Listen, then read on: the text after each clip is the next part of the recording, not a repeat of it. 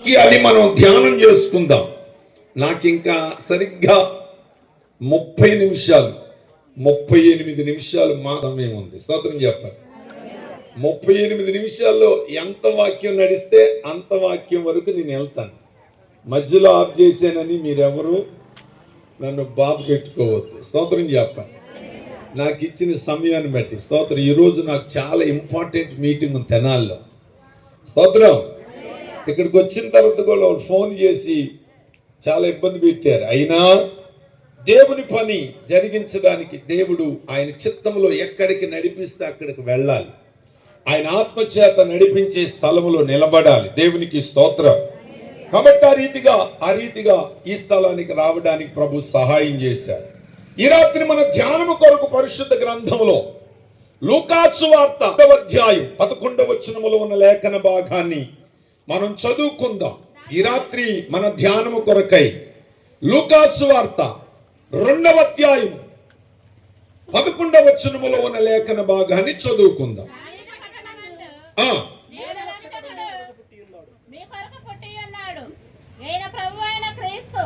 దానికిదే మీ కానవాలు. ఒక శిశువు పత్తిగుడ్డలతో చుట్టబడి ఒక తొట్టిలో పండుకొని ఉండుట మీరు చూచెదరని వారితో చెప్పెను. ఆమేన్. దేవునికి మహిమ కలుగును గాక. బైబిల్ లేని వాళ్ళు ఇక్కడ చదువుకోవచ్చు. చక్కగా అదే వాక్యాన్ని పెట్టారు. స్తోత్రం.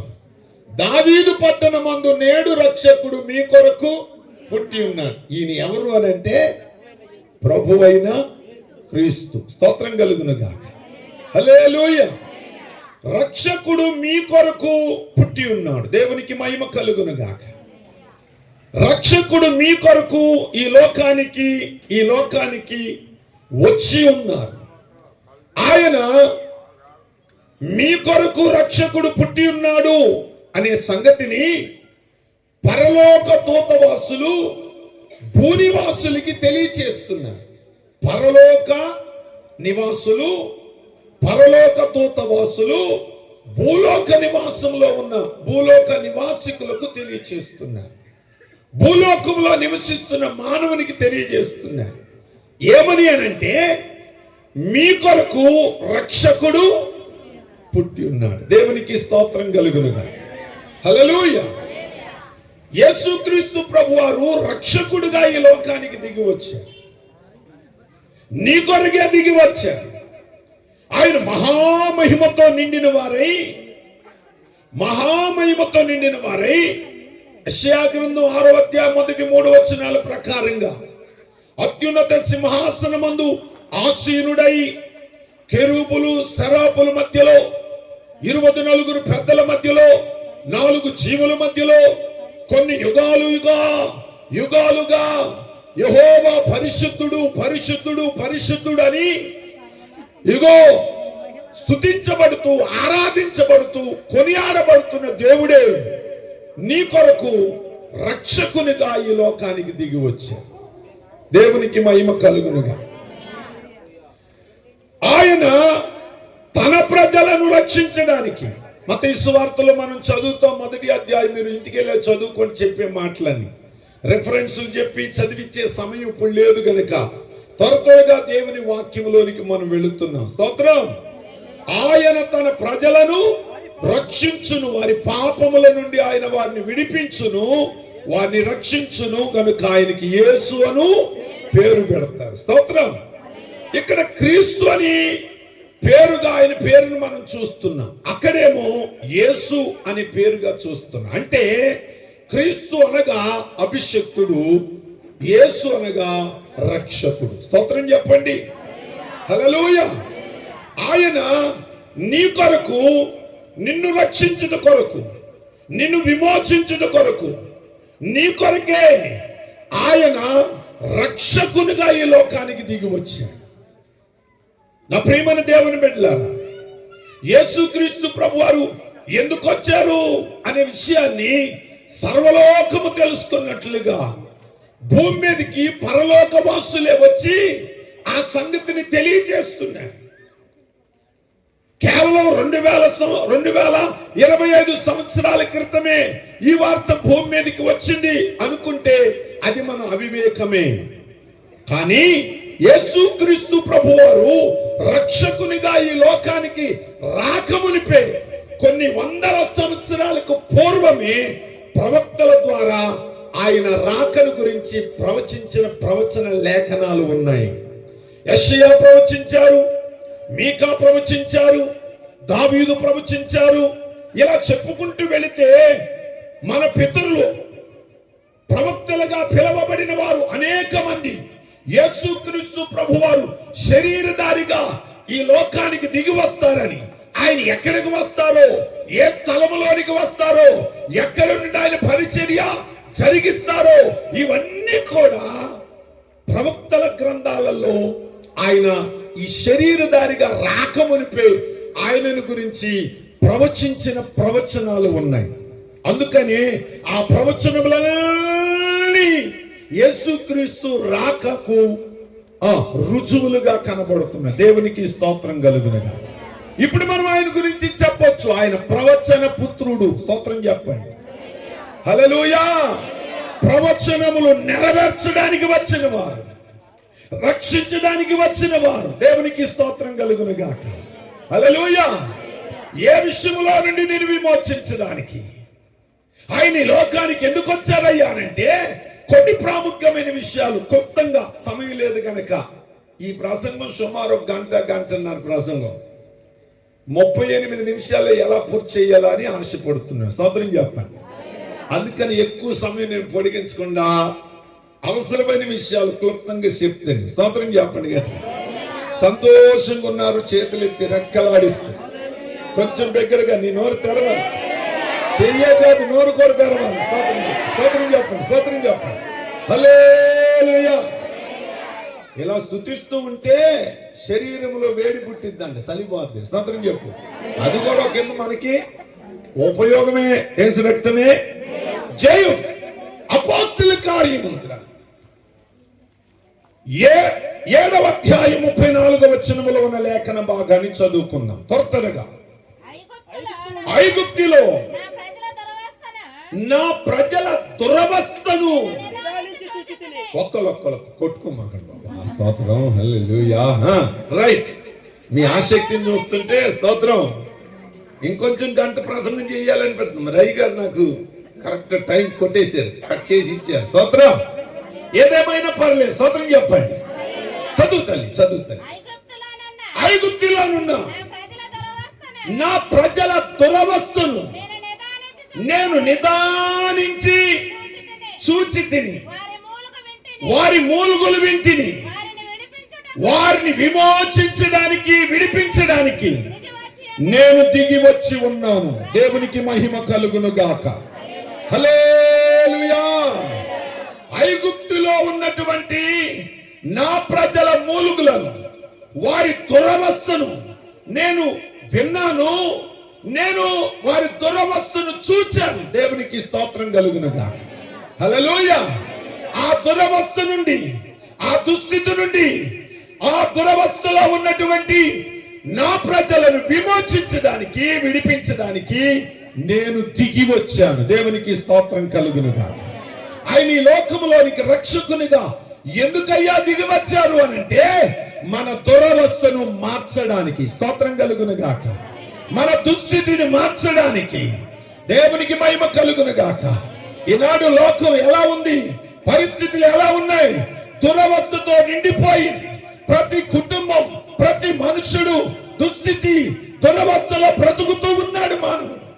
ఆనాడు ఇశ్రాయేలీయుల పరిస్థితి చూస్తే నిర్గమకాండం 2వ అధ్యాయం ఆఖరి వచనములో, ఆఖరి 3 వచనాల్లో మనం చదివినప్పుడు ఐగుప్తీయుల యొక్క స్వభావం ఎలాంటిదంటే వారిని వెట్టి పనుల చేత వారిని బహుగా బాధించచ్చు, వారి మీద బహుగా శ్రమ భారాన్ని పెట్టి వారిని బాధిస్తున్నటువంటి పరిస్థితి. ఆనాటి ప్రజలు ఎలా ఉన్నారయ్యా అంటే దురవస్థలో ఉన్నారు. ఎలా ఉన్నారు? దేవునికి మహిమ కలుగునుగా. హల్లెలూయా. వీరు ఇటుకలు తయారు చేస్తే ఆ ఇటుకలతో ఐగుప్తీయులు ఇల్లు కట్టుకుంటున్నారు. వీరు మాత్రం పూరి గుడిసెల్లో, గుడారాల్లో బ్రతుకుతున్నారు. ఎంత దురవస్థ! స్తోత్రం చెప్పండి గట్టిగా. హల్లెలూయా. దేవునికి మహిమ కలుగును గాక. వారు పొద్దుగూకులు పని చేస్తూ, వెట్టి పని చేస్తూ ఆ ఇటుకలు తయారు చేయడానికి చిన్నలు మొదలుకొని పెద్దల వరకు ఉదయకాలమే 5 గంటలకి లేచి సాయంకాలం చీకటి పడే వరకు వారు దినమెల్లా శ్రమ పడుతూ ఉంటే, స్తోత్రం, ఐగుప్తీయులు మాత్రం వీరి మీద ఎక్కువ భారాన్ని మోపి వారిని బాధించుచూ ఉన్నారు. తినే సమయం లేదు, కొంచెంసేపు విశ్రాంతి పొందుకునే పరిస్థితి వారికి లేదు. దేవునికి మహిమ కలుగును గాక. ఇంట్లో వారికి ఎవరికైనా బలహీనత వస్తే, ఏదైనా బాధ వస్తే వారిని ఓదార్చే పరిస్థితి, వారికి పరిచర్య చేసే పరిస్థితి, ఆ వ్యాధి వచ్చినా బలహీనత వచ్చిన వారికి కొంచెం ఆ వ్యక్తికి ఉపచారం చేసే సమయం కూడా ఇచ్చేవాళ్ళు కాదట. ఎంత దురవస్థ. దేవునికి మహిమ కలుగును గాక. ఈనాడు లోకములో అనేక కుటుంబాలు ఇదిగో ఇట్టి పరిస్థితుల్లో జీవిస్తున్న విధానం లోకంలో మనం చూస్తూ ఉన్నాం. దురవస్థ. ఎంత భయంకరమైనటువంటి పరిస్థితి. దేవునికి మహిమ కలుగును గాక. ఇదిగో కష్టపడుతున్నారు కానీ ఆ కష్టార్జితమంతా చిల్లు చంచులో వేసినట్లుగానే ఉంది. తల్లికి బిడ్డకి ఇదిగో సంబంధం లేని పరిస్థితులు, అన్నదమ్ములు ఐక్యత లేని పరిస్థితులు, కుటుంబాల్లో ఎంతో భయంకరమైన దుస్థితి. అసలు ఈ దురవస్థ కారణం ఏమిటయ్యా అంటే, మాట పరిశుద్ధ గ్రంథంలో నేను మీకు జ్ఞాపకం చేస్తాను. స్తోత్రం చెప్పండి గట్టిగా. ఒక వ్యక్తి జీవితంలో దురవస్థ కారణం ఏమిటి? బెత్లెహేము అనబడిన ఒక ప్రాంతములో దేవుడు ఆ బెత్లెహేమును ఆశీర్వదించి ఆ ప్రాంతంలో ఉన్న వారన్నీ ఓ సమృద్ధి కలిగిన పరిస్థితులు ప్రభు కలుగు చేశాడు. ఒకానొక దినం బెత్లెహేము కరువు వచ్చింది. దేవునికి మహిమ కలుగును. అక్కడ కరువు వచ్చిందనే సంగతి ఆ ఊరందరికీ తెలుసు. ఆ కరువును అందరూ అనుభవిస్తున్నారు. కానీ ఒక కుటుంబం మాత్రం ఈ కరువులో నుండి మేము విడిపించబడాలి, మేము తప్పించుకోవాలని ఇదిగో బెత్లెహేము అనబడిన దేవుని సన్నిధి, బెత్లెహేము అనబడిన ఇగో పరిశుద్ధుల సహవాసం, బెత్లెహేము అనబడిన సమృద్ధి కలిగిన చోటు కరువుగా భావించని పరిస్థితిలో ఉన్నారు. అటువంటి సంతోషకరమైన నెమ్మది కలిగిన ఆ చోటుని విడిచిపెట్టి వీరు దూర ప్రాంతం వెళ్ళారు. స్తోత్రం చెప్పండి గట్టిగా. సహవాసాన్ని విడిచిపెట్టి పరిశుద్ధులతో ఉండే ఆ క్రమాన్ని, ఆ సంతోషాన్ని విడిచిపెట్టి దూరముగా వెళ్ళారు మోయాబు అనే ప్రాంతానికి. ఈ మోయాబు అనే ప్రాంతానికి వెళ్ళిన వీళ్ళు అక్కడ ఒక 10 సంవత్సరాలు సంతోషంగా బ్రతుకుతున్నారు. ఆ ఊరమ్మాయిల్ని ఇగో ఈ ఇంటి అబ్బాయిలకి చేసుకున్నారు. సంతోషంగా ఉన్నాం, ఇక్కడ బాగా సంపాదించాం, ఇక్కడ మాకే కొరత లేదు, మేము సమృద్ధిగా ఉన్నాం అనుకుంటున్నారు. కానీ వారు విడిచి వచ్చిన స్థలం ఏంటో తెలిసినా? స్తోత్రం చెప్పండి. దేవుని ప్రజలతో కూడినటువంటి స్థలమును విడిచిపెట్టి వచ్చారు. అనగా దేవుని సన్నిధిని విడిచిపెట్టి వచ్చారు. స్తోత్రం చెప్పండి. దేవుని సన్నిధిని విడిచిపెట్టి వచ్చారు. దేవునితో సహవాసాన్ని విడిచిపెట్టి వచ్చారు. దేవునికి మహిమ కలుగును గాక. హల్లెలూయా.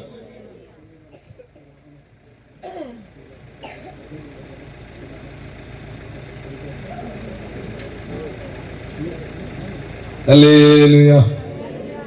దేవునికి మహిమ కలుగును గాక. గట్టిగా ఒకసారి స్తోత్రం చెప్దాం. హల్లెలూయా. చాలా సంతోషం దేవుని బిడ్డలారా. సహవాసాన్ని విడిచిపెట్టి వెళ్ళినటువంటి వాళ్ళు అక్కడ మేము సంతోషంగా స్తోత్రం. నా వైపు చూద్దాం కొద్దిసేపు. దేవుని వాక్యాన్ని విందాం. మనకు విలువైంది, చాలా విలువైంది దేవుని మాట. స్తోత్రం. నీ వాక్యమే నన్ను బ్రతికించాను, బాధలలో అది నాకు నెమ్మదిని కలుగు చేయను. స్తోత్రం కలుగునుగా. హల్లెలూయా. మోషేను వారి కొరకు పంపారు. దేవునికి స్తోత్రం కలుగునుగా. ఈ ప్రాంతంలో అనేక మంది దురవస్థ స్థితిలో నుండి విడిపించబడడానికి దేవుడు తన సేవకుని ప్రాంతంలో నియమించుకున్నాడు. దేవునికి స్తోత్రం కలుగునుగా. దేవుడు పంపితేనే ఆనాడు మోసేని మండుచున్న పొదలో నుండి ప్రభు మాట్లాడి, ఇదిగో నా ప్రజలు దురవస్థలో ఉన్నారు, నా ప్రజల స్థితిని ఇదిగో నేను మార్చబోతున్నాను, నా ప్రజలు ఆ స్థితి నుండి నేను విడిపించబోతున్నాను, కనుక నీ వెళ్ళి వారి కొరకు పరిచర్య చేయమని దేవుడే మోషేను పంపించారు. దేవునికి స్తోత్రం కలుగునుగా. హల్లెలూయా. మోషే వారి మధ్యకు పంపబడడానికి కారణం ఆత్మదేవుడే. కాబట్టి రాత్రి దేవుని బిడ్డలారా, పరలోకము నుండి ప్రభువుగా రక్షకునిగా ఆయన దిగి రావడానికి గల కారణం ఏమిటి అని అంటే, ఈ భూమి మీద ఉన్న ప్రతి మనుషుని యొక్క దురవస్థ నుండి ఆ మనుషుని విమోచించడానికి. దేవునికి మహిమ కలుగును గాక. హల్లెలూయా. ఇంతకు ముందు నేను చెప్పినట్లుగా బెత్లెహేమును విడిచి మోయాబు వెళ్ళినటువంటి ఇదిగో నయోమి కుటుంబము ఎంతో సంతోషంగా, ఆనందంగా, నెమ్మదిగా, సుఖముగా బ్రతుకుతున్నారనుకున్న గడియల్లోనే వారి జీవితాల్లో భయంకరమైన విషాద పరిస్థితులు నెలకొన్నాయి. ఒక్కసారి ఆ ఇంటి యజమాని చనిపోయాడు. దేవునికి మహిమ కలుగునది. అప్పుడే కొత్తగా వివాహమై, దేవునికి స్తోత్రం, హల్లెలూయా, వివాహమై సంతోషంగా ఉన్న వారి జీవితంలో దుస్థితి, దురవస్థ. కారణం ఏమిటి అనంటే, ఏ బెత్లెహేము ఆశీర్వదించబడిన ప్రదేశముగా ఉన్నదో ఆ ఆశీర్వదించబడిన దేవుని సన్నిధిగా, దేవుని ప్రజలతో సహవాసం చేసే ఆ చోటుని విడిచిపెట్టి వెళ్ళిపోయినటువంటి నయోమి, స్తోత్రం, ఏ స్థితికి వెళ్ళిపోయింది? దురవస్థ స్థితికి. దేవునికి స్తోత్రం కలుగునుగా. ఆమె తిరిగి మరలా బెత్లెహేమునకు దేవుడు ఇగో కృప చూపించారు, క్షేమమును అనుగ్రహించారు అనే వార్తను విని ఆమె తిరిగి బెత్లెహేమునకు ప్రయాణమై వెళ్ళింది. బెత్లెహేములోనికి ప్రవేశించగానే ఆ ఊరి వారందరూ ఎన్నో సంవత్సరాలుగా పుట్టినది మొదలుకొని, వివాహమైనది మొదలుకొని, బిడ్డలు కలిగినది మొదలుకొని ఆమె జీవితం అంతా అక్కడే గడిపింది కనుక ఆ ఊరి వారందరూ ఆమెను చూచి, అమ్మా నయోమి అని పిలిస్తే, అయ్యలారా, అమ్మలారా, నన్ను నయోమి అని పిలవవద్దు, నన్ను మారా అని పిలవండి. ఎందుకనంటే నేను సంతోషము గల దాని వెళ్ళాను, సమస్తాన్ని పోగొట్టుకొని దురవస్థతో తిరిగి వచ్చాను. స్తోత్రం కలుగును గాక. అటువంటి దురస్థ ఆ కుటుంబానికి కలగడానికి గల కారణం ఏంటయ్యా అంటే, దేవుని సన్నిధిని విడిచి వెళ్ళుట వలన. స్తోత్రం చెప్పండి గట్టిగా. హల్లెలూయా. ఈ రాత్రి నా ప్రియమైన దేవుని బిడ్డలారా, ఒక మనుషుడు యెరూషలేములో నుండి యెరికోకు దిగి వెళ్ళాడు. యెరూషలేమునగా దేవునితో సహవాసం, దేవుని ప్రజలతో సహవాసం, దేవుని మందిరం, దేవుని ప్రజలతో కలిసి దేవుని మహిమపరిచే ఓ ప్రదేశం. అక్కడ ఎవరున్నారయ్య అంటే దైవజనుడు ఉన్నాడు. అక్కడ ఏం జరుగుతుందంటే దైవారాధనలు జరుగుతున్నాయి. అక్కడ ఏం జరుగుతుంది అనంటే దేవుని ప్రజలు దేవుని కార్యములు పొందుకొని దేవుని వల్ల మేలు, దేవుని వల్ల ఆశీర్వాదం, దేవుని వల్ల సమాధానం పొందుకున్నటువంటి ప్రజలు అక్కడ సంతోషిస్తున్నారు. కానీ మనుషుడు ఆ స్థలాన్ని విడిచిపెట్టి, స్తోత్రం చెప్పండి, హల్లెలూయా, ఆ ప్రదేశాన్ని విడిచిపెట్టి అతడు యెరికోకు వెళుతున్నాడు. మార్గ మధ్యలో దొంగల చేతికి చిక్కి అతడు కొట్టబడి, వస్త్రములు దోచుకొనబడి, ఆమె చివరికి కొన ప్రాణముతో దొంగలు అతన్ని విడిచిపెట్టి వెళ్ళిపోయాడు. యెరూషలేములో ఉంటే ఆ దుస్థితి, చెప్పాలి, యెరూషలేములో ఉంటే ఆ దురవస్థకి గురయ్యేవాడు కాదు.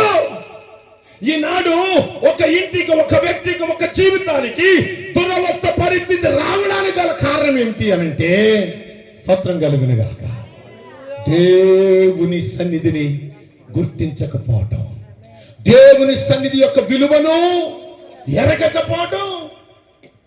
మా ఇంటి పక్కనేగా, మా ఊరు అబ్బాయేగా, మా మధ్యలోనే పుట్టి చెప్పరు. ఆనాడు ఇశ్రాయేలీలు కూడా మోషేని అలాగే అనుకున్నారా? అనుకోలా.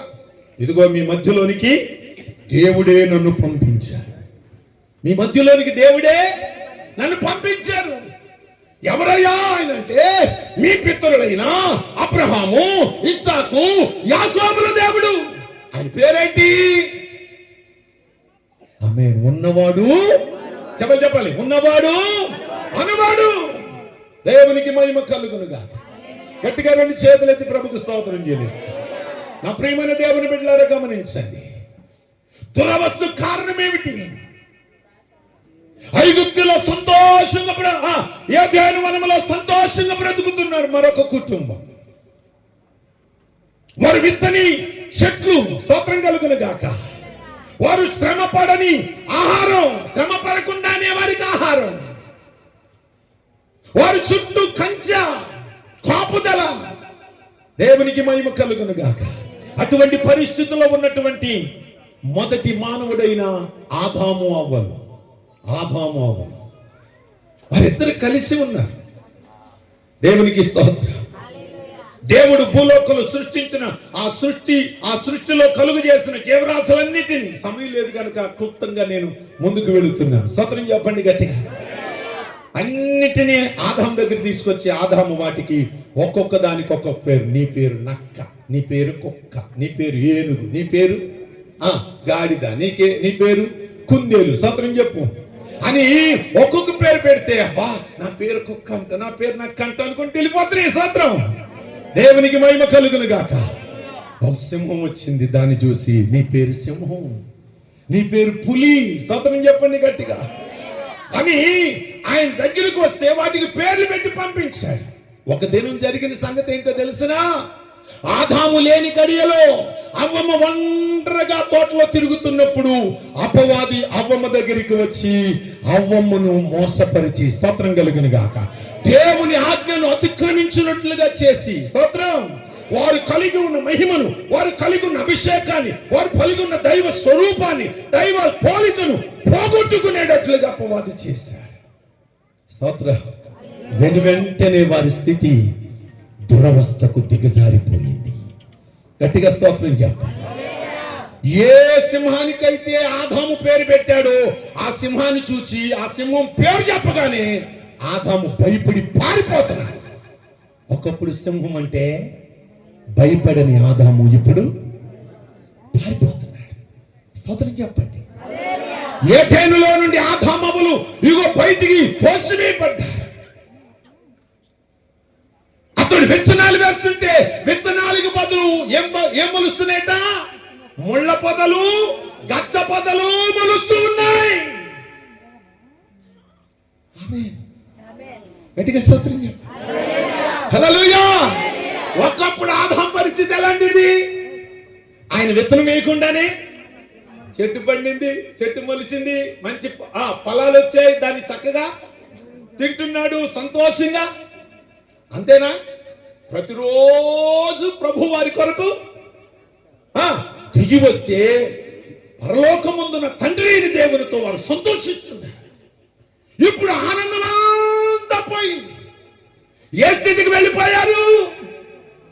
దురవస్థకు వెళ్ళిపోయారు.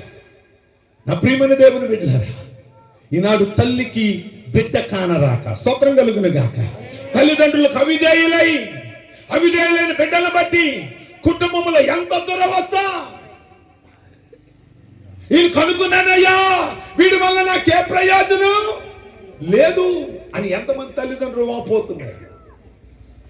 నా ప్రియమైన దేవుని బిడ్డలారా, ఈ రాత్రి దేవుని వాక్యం ఇదిగో నిన్ను బలపరిచే వాక్యమై ఉన్నది. స్తోత్రం చెప్పండి గట్టిగా. ఆయన ఈ లోకమునకు రక్షకుడుగా నీ కొరకు పుట్టుటకు, నీ కొరకు ఈ లోకానికి దిగి రావడానికి గల కారణం ఏంటంటే నీ దురవస్థ నుండి నిన్ను విడిపించడానికి. ఈ మాట చెప్పండి అందరూ, చెప్పాలి. నా దురవస్థ, స్తోత్రం కలుగునుగా. హల్లెలూయా.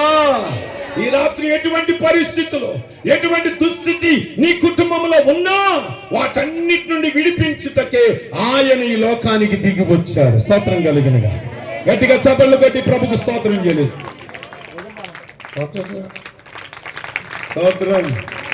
హల్లెలూయా. ఈ వాక్యం నీ జీవితంలో నెరవేర్చబడును గాక. అందరూ చెప్పండి గట్టిగా, హల్లెలూయా, హల్లెలూయా. మన దురవస్థను మార్చగలిగిన దేవుడు, మన దుస్థితిని మార్చగలిగిన దేవుడు, మన పరిస్థితులు మార్చగలిగిన దేవుడు యేసు క్రీస్తు ప్రభువారు ఒక్కరే. ఆయన లోకానికి నీ కొరకే దిగి వచ్చాడు. దేవునికి మహిమ కలుగును. నయోమి ఏ దుస్థితికైతే వెళ్ళిపోయిందో ఆ దుస్థితి నుండి ఆ కుటుంబానికి నెమ్మది కలుగు చేయడానికి స్తోత్రం కలుగునుగా. గట్టిగా చేతులెత్తి స్తోత్రం చెప్పండి. ఒక వ్యక్తి జీవితంలో దురస్సు కారణం ఏంటి? దేవుని సన్నిధికి దూరంగా పారిపోవటం. స్తోత్రం చెప్పండి గట్టిగా. దూరంగా పారిపోవటం. తండ్రి ఇంట్లో సంతోషంగా ఉన్నాడు, తండ్రి ఇంట్లో అన్ని ఉన్నాయి, తండ్రి ఇంట్లో విలువ ఉంది, తండ్రి ఇంట్లో ఘనత ఉంది, తండ్రి ఇంట్లో ప్రేమ ఉంది, తండ్రి ఇంట్లో సమాధానం ఉంది, సమృద్ధి ఉంది. కానీ తండ్రి ఇంటిని నాకు రావలసిన ఆస్తి నాకు ఇచ్చాయి అనుకుని తీసుకొని వెళ్ళిపోయాడు. లోకంలో పడి సమస్తాన్ని పోగొట్టుకున్నాడు. స్తోత్రం కలుగునుగా. చివరికి మంచి బిర్యానీ తినేవాడు ఇప్పుడు దాన్ని ఏమంటారు? దురవస్థ అంటారా, మంచి స్థితి అంటారా? స్తోత్రం చెప్పండి. బిర్యానీ తినేవాడు ఇప్పుడు పందులు పట్టు తింటున్నాడు. దేవునికి మహిమ కలుగునుగా. గట్టిగా చేతులెత్తి స్తోత్రం చెప్పండి. ఒకవేళ దేవుని సన్నిధిలో నడిపించబడి దేవుని ప్రేమను పొంది, దేవుని కృపను పొంది, దేవుని వల్ల అనేకమైన మేలులు, అద్భుతాలు, ఆశ్చర్యకరమైన కార్యాలు అనుభవించి ఒకవేళ నీవు దేవుని సన్నిధికి దూరంగా వెళ్ళిపోతే ఇప్పుడు నా ప్రభు ఎదురు చూస్తున్నాడు. ఆయన 2 చేతులు చాపి నీ దురవస్థను నేను మార్చి నేను నిన్ను హక్కున చేర్చుకుంటాను. నేను నిన్ను చేర్చుకునే దేవుడను. దేవునికి మహిమ కలుగును గాక. తండ్రి మేడ మీద నుండి చూస్తున్నాడు, ఎప్పుడు నా కుమారుడు వస్తాడా అని. సోదరం, ఒకప్పుడు సూటు బూసు వేసుకొని వెళ్ళాడు, ఇప్పుడు గడ్డం పెరిగి చింపిరి జుట్టు వేసుకొని చిరిగిపోయిన బట్టలతో సోదరం వస్తున్న తండ్రి, వస్తున్న కుమారుని తండ్రి మాత్రమే గుర్తుపట్టగలి, తండ్రి మాత్రమే గుర్తుపట్టగలిగాడు. ఎవరో తెలుసా? ఆయన ఎవరో తెలుసా? నీ సృష్టికర్తైన దేవుడు. నీవు ఏ పరిస్థితిలోనికి వెళ్ళినా నిన్ను గుర్తుపట్టగలిగిన వాడు, నిన్ను చేర్చుకోగలిగిన వాడు, నిన్ను హక్కును చేర్చుకోగలిగిన వాడు, నిన్ను ప్రేమించగలిగిన వాడు, నిన్ను కూర్చోబెట్టుకోగలిగిన వాడు, నిన్ను ఎత్తుకొనగలిగిన వాడు. ఆయన పేరే నజరేయుడైన యేసు. కొట్ట చప్పట్లు గట్టిగా ప్రభుని స్తుతించుకొట్ట. హల్లెలూయా. దేవునికి మహిమ కలుగునుగా. హల్లెలూయా, హల్లెలూయా.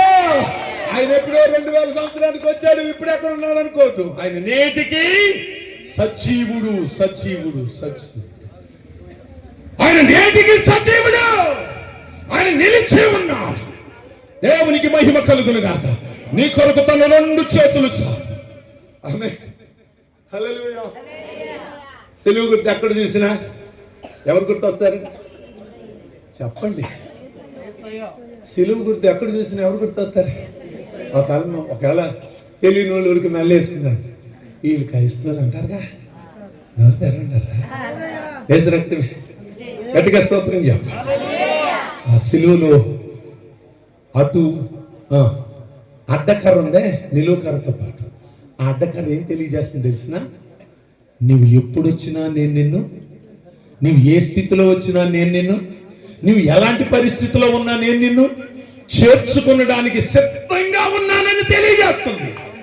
గట్టిగా చేతులెత్తి స్తోత్రం చెప్పాలి. హల్లెలూయా.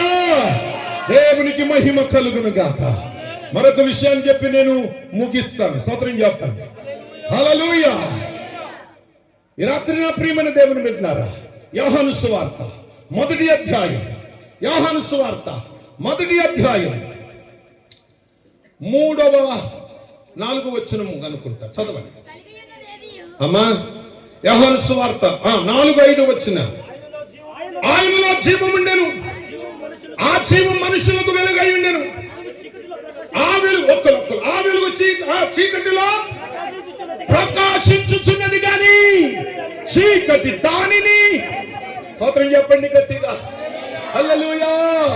నా ప్రియమైన దేవుని బిడ్డలారా, నిజమైన వెలుగుగా ఆయన ఈ లోకానికి దిగి వచ్చాడు. ఎందుకయ్యా ఆయన వెలుగుగా దిగి వచ్చాడు అనంటే చీకటిలో ఉన్న నిన్ను వెలుగులోనికి నడిపించడానికి, నీ జీవితాన్ని వెలిగించడానికి, నీ కుటుంబాన్ని వెలిగించడానికి, నీ బ్రతుకును వెలిగించడానికి, నీ వ్యాపారాన్ని వెలిగించడానికి, నీ ఉద్యోగాన్ని వెలిగించడానికి, నీ బిడ్డల బ్రతుకులను వెలిగించడానికి. స్తోత్రం చెప్పండి. చీకటిలో ఉన్న నిన్ను వెలుగులోనికి నడిపించడానికి. అమ్మా కొద్ది నిమిషాలు స్తోత్రం చెప్పండి. హల్లెలూయా. ఈ లోకంలో శరీర సంబంధమైన అది ఉందా, అది ఎప్పుడైనా ఉంటుందే, ఇది అప్పుడప్పుడే దొరికింది. దీని కొరకు మనం తప్పించుదాము కాక.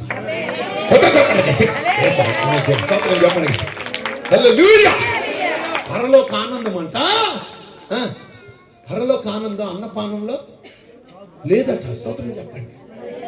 నీతియు పరిశుద్ధాత్మ యందలి ఆనందంలో. పరిశుద్ధాత్మ దేవుడు మనతో మాట్లాడుతున్నప్పుడు ఆ మాటలకి మన హృదయం ఏం మంగాలి, ఉప్పొంగిపోవాలి. స్తోత్రం చెప్పండి గట్టిగా, ఆనందించాలి. స్తోత్రం కలుగును గాక. హల్లెలూయా.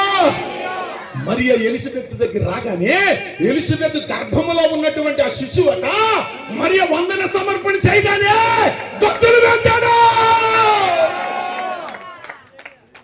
శిశువే గంతులు ఎత్తే ఎంతలా ఉన్నాం మనమే చేయాలి. ఇప్పుడు చెప్పు, బలమైన దేవుని వాక్యం నీ కొరకు విడుదలవుతున్నప్పుడు నువ్వేం చేయాలా?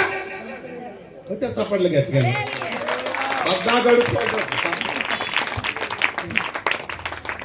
క్రికెట్ తోటి సిక్స్ కొట్టగానే ఓ ఊరా గ్యాలరీలా ఉన్నాం. ఈ శివరు నుండి ఆ శివరి వరకు వాళ్ళు కొట్టమన్నారు. ఆడు కొట్టాడని ఈడుకొచ్చేసి ఒకసారి స్తోత్రం చెప్పు గట్టిగా. వాడు సిక్స్ కొట్టాడని ఈడుకోసారి వచ్చి స్తోత్రం చెప్పు గట్టిగా. ఒక మనుషులు సిక్స్ కొడితేనే అంత ఆర్భాటం చేస్తే జీవము కలిగిన దేవుడు తన మాట చేత ధైర్యపరుస్తుంటే, ఓదారుస్తుంటే, నెమ్మది పరుస్తుంటే, బలపరుస్తుంటే, అభిషేకిస్తుంటే, నీలో నూతన కార్యము జరిగిస్తూ ఉంటే నీలో ఎంత హుషారవ్వాలా? హల్లెలూయా. గట్టిగా గట్టిగా చప్పలు కొట్టి ప్రభుకి స్తోత్రం చెల్లిస్తాం. హల్లెలూయా. ఆయన ఈ లోకానికి నీ కొరకు వెలుగుగా చెప్పాలి వెలుగుగా. ఎందుకయ్యా అంటే జనులట చీకటిలో కూర్చున్నారట. ఎక్కడున్నారు? మత్తయి సువార్త చదవండి ఒకసారి త్వరగా. పరిశుద్ధ గ్రంథములో 4వ అధ్యాయం 12వ వచనములో, 4వ అధ్యాయం 12వ వచనం త్వరగా.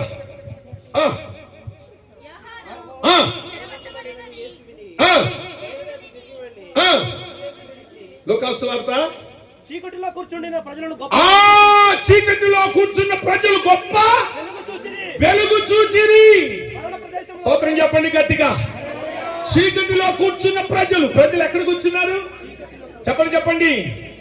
చీకటిలో కూర్చున్నారు. స్తోత్రం కలుగును గాక. చీకటి అంటే పాపం. చీకటి అంటే మరణ ఛాయలు. స్తోత్రం కలుగును గాక. చీకటి అంటే అవిధేయత.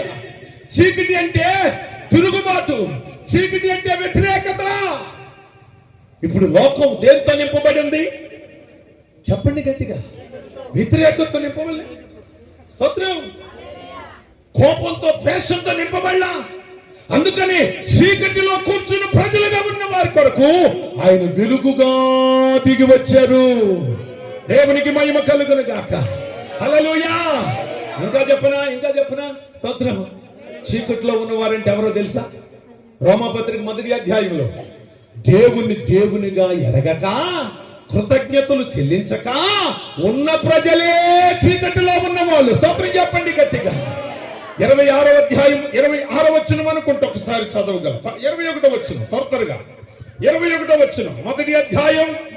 మరియు వారు దేవుని నెరిగియు చూడండి దేవునిగా మహిమపరచలేని ప్రజలు ఎక్కడున్నారయ్యా?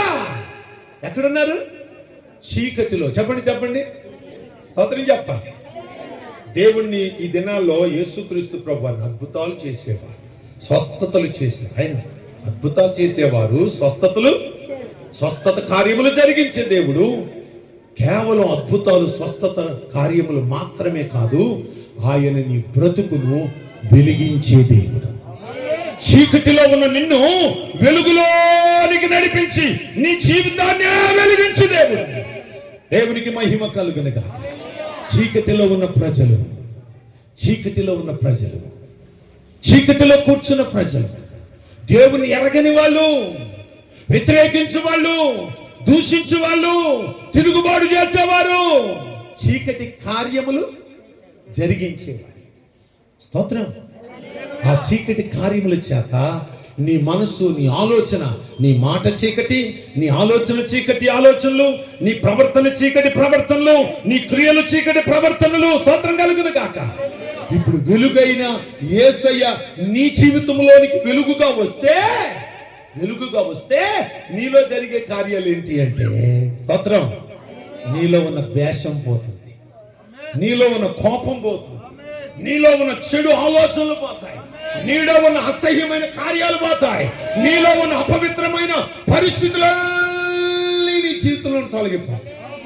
దేవునికి మహిమ కలుగు. హల్లెలూయా.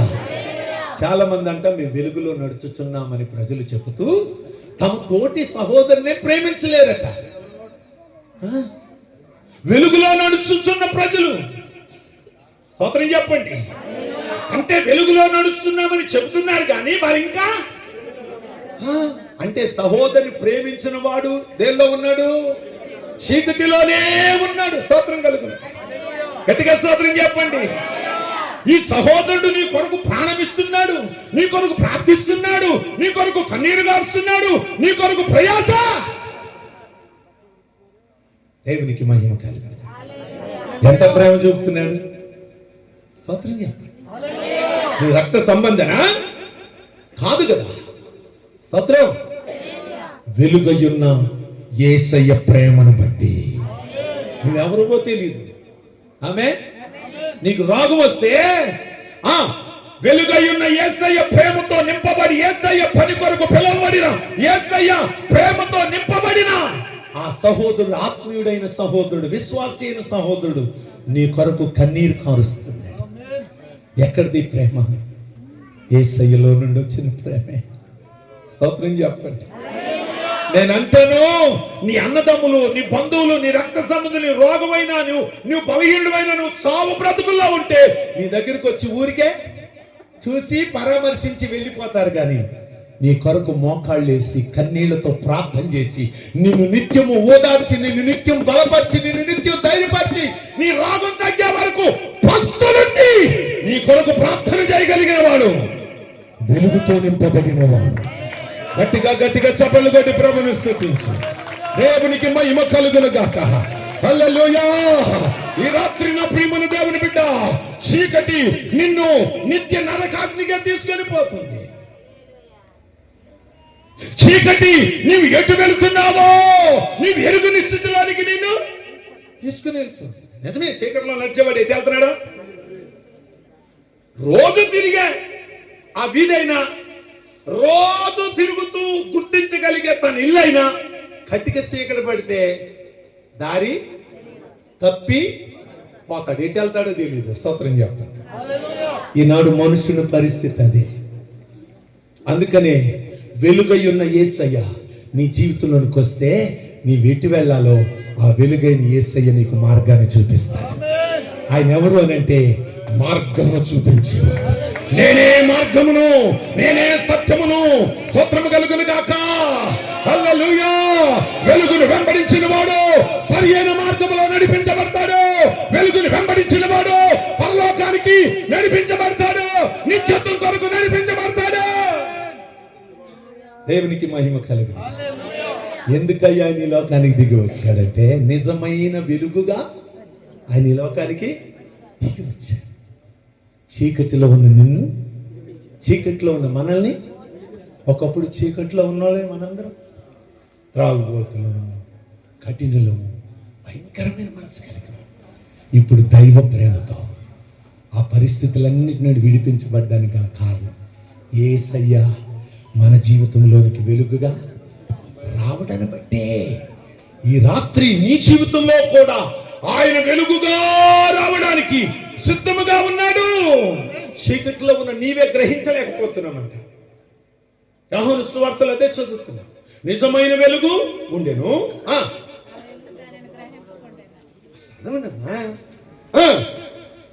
నిజమైన వెలుగుండెను, అది లోకములోనికి వచ్చుచు ప్రతి మనిషిని వెలిగించుచు ఉన్నా లోకము దాన్ని చెప్పాలి లోకము దాన్ని ఎంతకాలం గ్రహించుకుంటాం. ఇలాంటి కోటాలు జీవన్ గారు ఎన్ని పెట్టిస్తారో స్తోత్రం చెప్పండి గట్టిగా. ఇలాంటి కోటాలు జీవన్ గారు మాత్రమే కాదు, ఇక్కడున్న ఈ నందిగామ మండల ఈ చుట్టుపక్కల మండలాల్లో ఉన్న సేవకులందరూ ఎంత ప్రయాసపడుతున్నారు. మీరు ప్రయాస దేని కొరకు? పట్టుకూటి కొరకు కాదమ్మా. అవే అనేకులు వెలిగించబడాలి. పస్తులుండి అన్నపానములు లేక, సరైన నిద్ర లేక, సరైన సౌకర్యాలు లేక సేవలో ప్రయాసపడుతున్నారంటే దానికి కారణం నిన్ను వెలిగించడానికి. నువ్వు వెలిగించబడాలనే తపన. దేవునికి మహిమ కలుగును గాక. నీవు దీనిని గుర్తించుదువు గాక, నీవు దీన్ని గ్రహించుదువు గాక. హల్లెలూయా. చీకటిలో ఉంటే నువ్వు దాన్ని గ్రహించలేవు. వెలుగులోనికి నడవడానికి నీవు ఇష్టపడితే వెలుగులో ఉన్నటువంటి ఆశీర్వాదాన్ని నీవు గ్రహించగలుగుతావు. గట్టిగా 2 చేతులు ఎత్తిస్తావు. చెప్పమంటారా?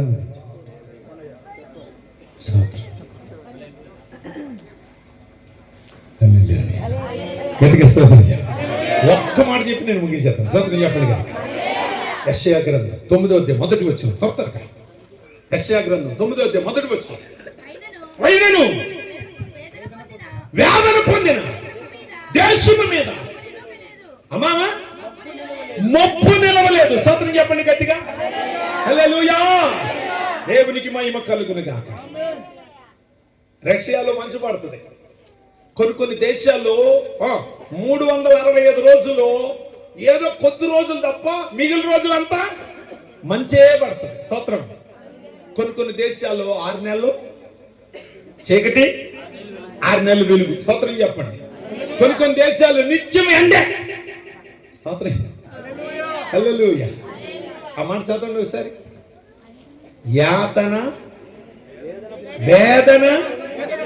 వేదన పొందిన దేశం. స్తోత్రం చెప్పండి గట్టిగా. గట్టిగా చేతులెత్తి స్తోత్రం చెప్పండి. మనం ధైర్యంగా చెప్పగలమా? నా దేశంలో, నా జీవితంలో వేదన అంటే నేను ఎరగను అని ఎవరు చెప్పాలి? ఎవరు? స్తోత్రం చెప్పండి గట్టిగా. హల్లెలూయా. గట్టిగా స్తోత్రం చెప్పండి. ఏదైనా రోగం వచ్చిందంటే ఆ రోగం ఏ దారికి తీస్తుందో అనే వేదన లోపల. స్తోత్రం చెప్పండి గట్టిగా. డాక్టర్లు కూడా ఏమంటారు? వైద్యం చేసినంత చేసి చివరికి ఏమంటారు?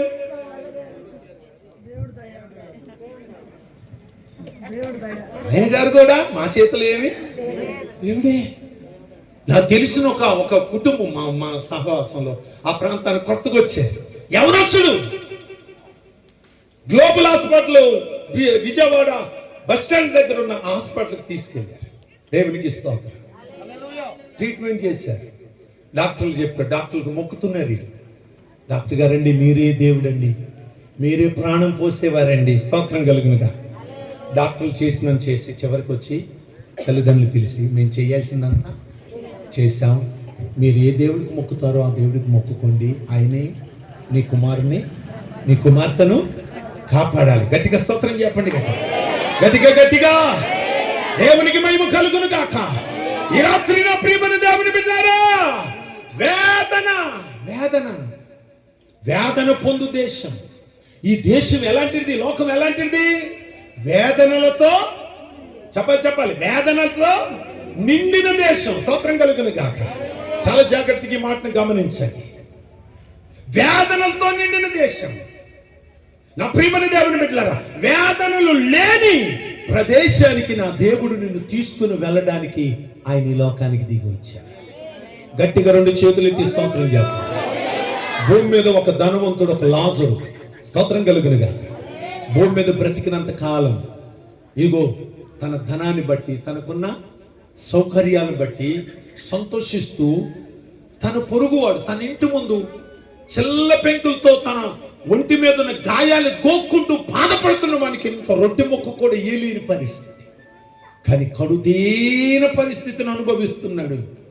వేదన పడుతూ యాతన పడుతూ స్తోత్రం కలుగునుగా భూమి మీద యాతన పడుతున్నటువంటి పరిస్థితిలో ఉన్నటువంటి లాజరు ఓ దినం చనిపోయాడు. సుఖ సౌకర్యం అనుభవిస్తున్నటువంటి ధనవంతుడు కూడా చనిపోయాడు.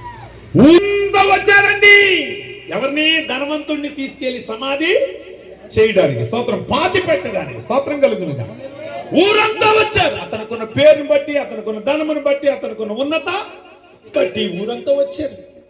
ఊరేగించుకుంటూ తీసుకెళ్లి సమాధి చేశారు. కానీ అతను ఎక్కడికి వెళ్ళాడు తెలుసా? యాతన పొడు స్థలానికి వెళ్ళాడు. ఎక్కడికి? చెప్పాలి దేవునికి మహిమ కలదు. ఇక్కడ భూమి మీద యాతన పడుతూ బ్రతికాడే లాజరు, అతడు కూడా చనిపోయాడు. ఎవరు రాలేదు ఆయన తీసుకెళ్తాడు. పరలోకము నుండి దేవదూత దిగి వచ్చి ఆ దూతలే లాజరు తీసుకుని వెళ్ళిపోయారు. లాజరు సమాధి చేశారు. స్తోత్రం కలుగును గాక. హల్లెలూయా. చదవండి.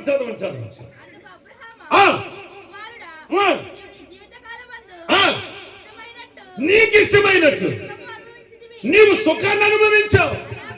అలాగునే ఏమనుభవించాడు? కష్టమును అనుభవించాడు, యాతన పడ్డాడు. స్తోత్రం కలుగును గాక. గట్టిగా స్తోత్రం చెప్పండి. హల్లెలూయా. పక్కింటోడు కారు కొనుక్కున్నాడంటే మనకి ఎంత యాతన? నాకు లేదు. పక్కింట ఒక నెక్లెస్ కొనుక్కుంటే ఎంత యాతన మనసులో. హల్లెలూయా. గట్టిగా స్తోత్రం చెప్పు. పక్కింటోడు సుఖంగా బతికితే చెప్పు గట్టిగా, ఎంత యాతనో లోపల రక్తమే. గట్టిగా స్తోత్రం చెప్పాలి. ఇది యాతన పడే స్తోత్రం చెప్పాలి స్థలము. దేవునికి మహిమ కలుగును గాక. హల్లెలూయా.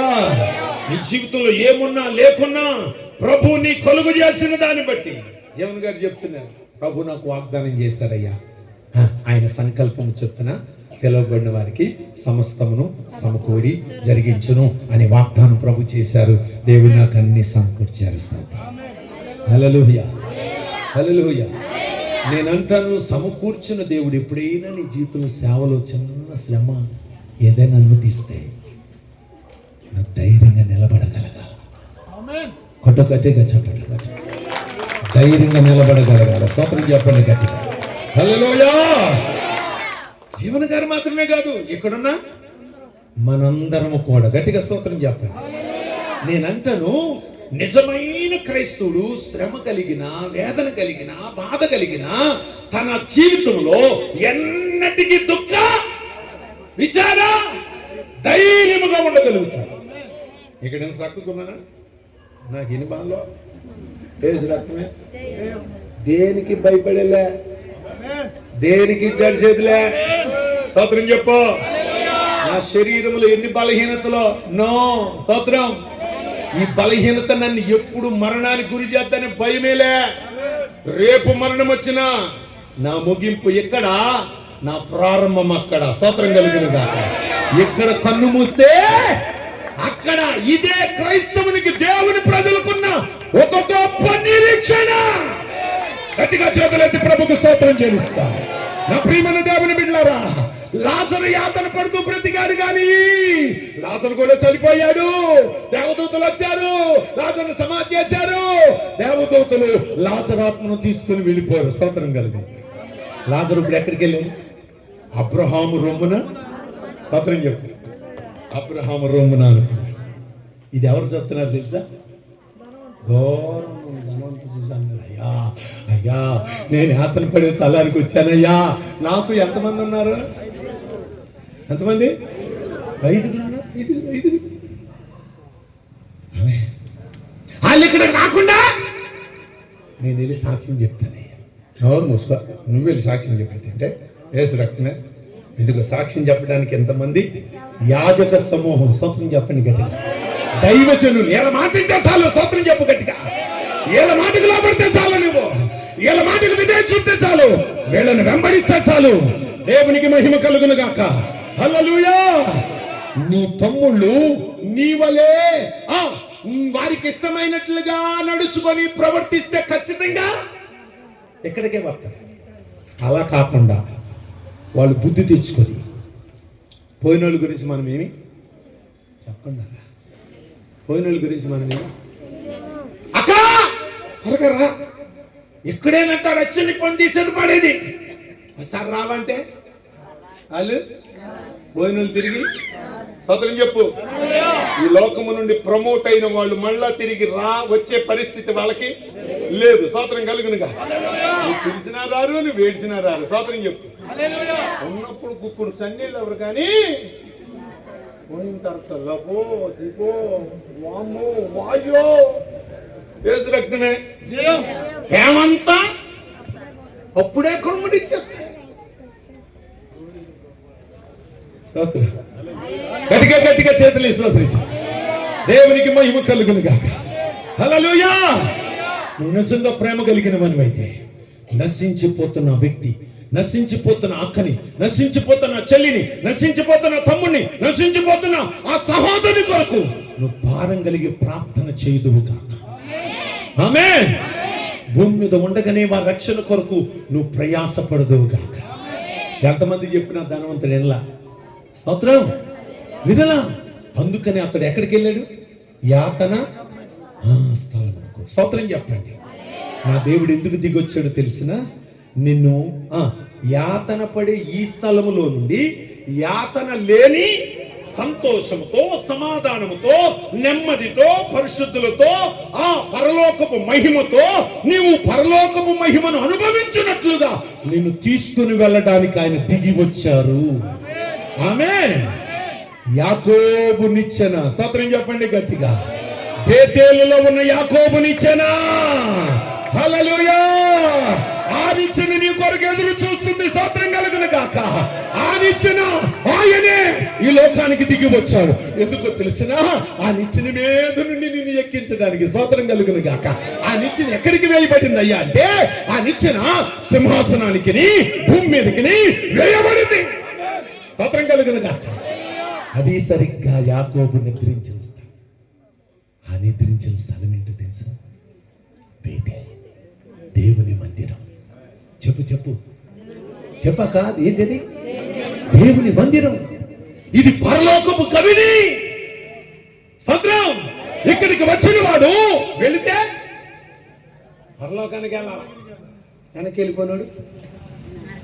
స్తోత్రం. హల్లెలూయా. అందుకని పరలోక గవిని అడుగు పెట్టిన వెనక్కి అక్క వెళ్ళద్దు. స్తోత్రం. ఇది నీకు మంచి శుభవార్త. ప్రజలందరికీ కలగబోయే అనుగ్రహించబడిన మంచి సంతోషకరమైన సువార్త. సభలు గట్టి ప్రభుకి గట్టిగా స్తోత్రం చెల్లిస్తాం. హల్లెలూయా. యాతన లేని చోటు నీ కొరకు ప్రభు సిద్ధపరిచాడు.